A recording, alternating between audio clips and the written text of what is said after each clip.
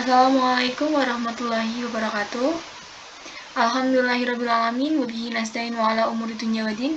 Wassalatu wassalamu ala asrafil anbiya'i wal mursalin wa ala alihi wa sahbihi ajma'in, amma ba'du. Yang terhormat kepada Bapak Erika selaku dosen mata kuliah Pendidikan Lingkungan Hidup serta teman-temanku yang saya banggakan. Di sini saya Andira Yevita NPM 049 akan mempresentasikan hasil dari penelitian saya, yaitu inisiasi penanganan sisa produksi nata de coco pada Desa Prigi. Untuk metode penelitian yang saya gunakan, data didapatkan dengan pengamatan langsung pada saat proses produksi pembuatan nata de coco secara sederhana. Data yang diperoleh meliputi jumlah penggunaan bahan baku, penggunaan air, dan jumlah sisa produksi. Penelitian ini bersifat deskriptif kualitatif dengan objek penelitian yang diamati adalah industri kecil dan sangat sederhana nata de coco di Desa Prigi, Kecamatan Sigalo, Kabupaten Banjarnegara pada bulan Mei tanggal 12 tahun 2022. Apa sih nata de coco dan industri nata de coco itu? Untuk nata de coco adalah makanan hasil fermentasi dari sisa produksi oleh bakteri Acteobacter psyllium. Nata de coco berbentuk padat, sedikit kenyal, dan berwarna putih.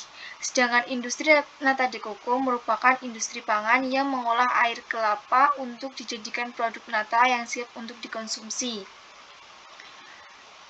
Nah, dalam proses pengolahan maupun pembuatan nata de coco menghasilkan sisa produksi baik itu limbah cair maupun limbah padat. Nah, di sini limbah yang dihasilkan yang saya teliti itu adalah limbah cair. Limbah yang dihasilkan tersebut menimbulkan pencemaran lingkungan seperti timbulnya bau sisa produksi nata de coco yang mengganggu lingkungan sekitar dan pencemaran air. Menurut Dolendo dan Moninkiu pada tahun 1967. Industri nata de coco merupakan industri pangan yang mengolah air kelapa untuk dijadikan produk nata yang siap untuk dikonsumsi. Usaha industri ini bergerak pada bidang pengolahan air kelapa yang diolah kembali menjadi suatu minuman nata de coco yang sudah berkembang pada beberapa tahun. Namun, pada kegiatan produksi ini menimbulkan dampak positif dan negatif tentunya teman-teman. Untuk dampak positifnya itu memanfaatkan bahan baku lokal seperti kelapa untuk dijadikan minuman segar dan sehat, yaitu seperti nata de coco. Sedangkan untuk dampak negatifnya itu bisa menyebabkan pencemaran lingkungan yang disebabkan dari sisa produksi nata de coco. Menurut Hakimi dan Dedi pada tahun 2006. Pada kegiatan produksi ini ada beberapa hal yang harus diperhatikan dalam industri ini, yaitu salah satunya seperti melakukan upaya produksi bersih sebaik-baiknya, yaitu upaya meminimalisir sisa produksi yang dihasilkan dari proses pengolahan nata de coco dengan cara ditampung pada tempat khusus pembuangan sisa produksi tersebut lalu diolah kembali untuk dijadikan pupuk. Nah, kegiatan penerapan ini mengurangi sisa produksi yang dihasilkan dari produksi nata de coco dan mengurangi serta menyebabkan pencemaran lingkungan sekitar. Selain itu, ada pun tujuan dari dilakukannya penelitian ini yaitu guna mengetahui timbulnya sisa produksi yang dihasilkan pada industri nata de coco dan mencari solusi untuk menerapkan produk bersih seperti pembuatan pupuk dari limbah cair atau sisa produksi yang dihasilkan dari proses pengolahan nata de coco agar tidak menghasilkan pencemaran lingkungan. Ini juga menurut Hakimi dan Budiman tahun 2006. Next. Nah, pada uji industri ini menerapkan produk bersih. Produk bersih ini merupakan upaya dalam pencegahan dampak lingkungan dari sistem pengolahan akibat penggunaan bahan-bahan berbahaya, proses pengolahan, dan lain sebagainya.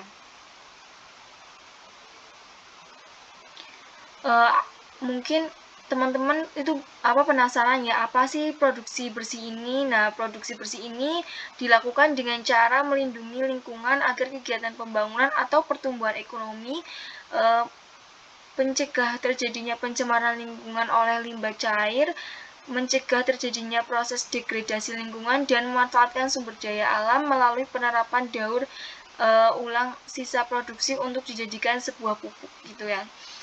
Untuk penelitian yang sudah dilakukan bahwa pencemaran lingkungan yang disebabkan dari industri nata de coco menghasilkan sisa produksi yang dibuang secara sembarangan pada selokan umum, dan sisa produksi tersebut tuh mengalir pada sungai yang berada di bawahnya, dan pastinya itu sangat mengganggu aktivitas masyarakat serta habitat lain seperti ikan, begitu ya teman-teman, dan bisa menyebabkan gatal-gatal atau alergi pada seseorang yang sedang beraktivitas di sungai tersebut gitu. Maka dari itu solusi yang dapat dipecahkan dari permasalahan ini yaitu industri nata de coco bisa memanfaatkan kembali sisa produksi untuk dijadikan pupuk, yaitu dengan cara membuat tempat khusus untuk membuang atau menampung sisa produksi lalu bisa diolah kembali untuk menjadi pupuk. Jadi bisa dikatakan seperti daur ulang sisa produksi nata de coco, seperti itu teman-teman. Ada gambaran atau bisa dimisalkan untuk pembuatan pupuk dari sisa produksi industri nata de coco yaitu dengan cara ditampung atau dikumpulkan pada tempat khusus pembuangan sisa produksi, kemudian dilakukan beberapa proses yaitu seperti proses penyaringan, penuangan ke dalam wadah fermentasi, dan pencucian nampan. Nah, sisa produksi yang sudah ditampung akan disaring untuk memisahkan kotoran. Selanjutnya adalah larutan sisa produksi ini dituangkan ke dalam wadah atau tempat fermentasi yang berupa nampan gitu, lalu ditutup, dan hari berikutnya itu hasil fermentasinya itu dicampurkan dengan bahan baku pembuatan pupuk, bisa dikatakan seperti kapur tohor itu untuk menetralkan pH bahan pupuk gitu teman-teman. Dari hasil uji pH air sisa produksi di selokan masih berfluktuasi pH.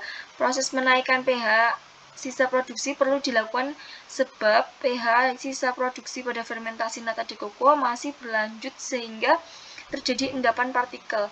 Hal ini terjadi pada sisa produksi fermentasi nata de coco jika ditampung dalam waktu yang lama akan terjadi endapan partikel berwarna coklat. Nah, seperti gambar yang di samping ini teman-teman.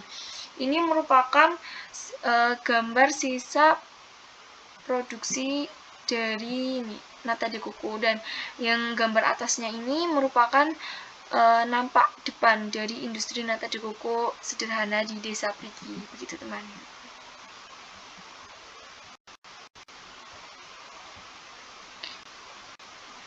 Baik, dari penelitian yang saya lakukan dapat diambil kesimpulan bahwa pada industri nata de coco sisa produksi yang dihasilkan itu berupa limbah cair.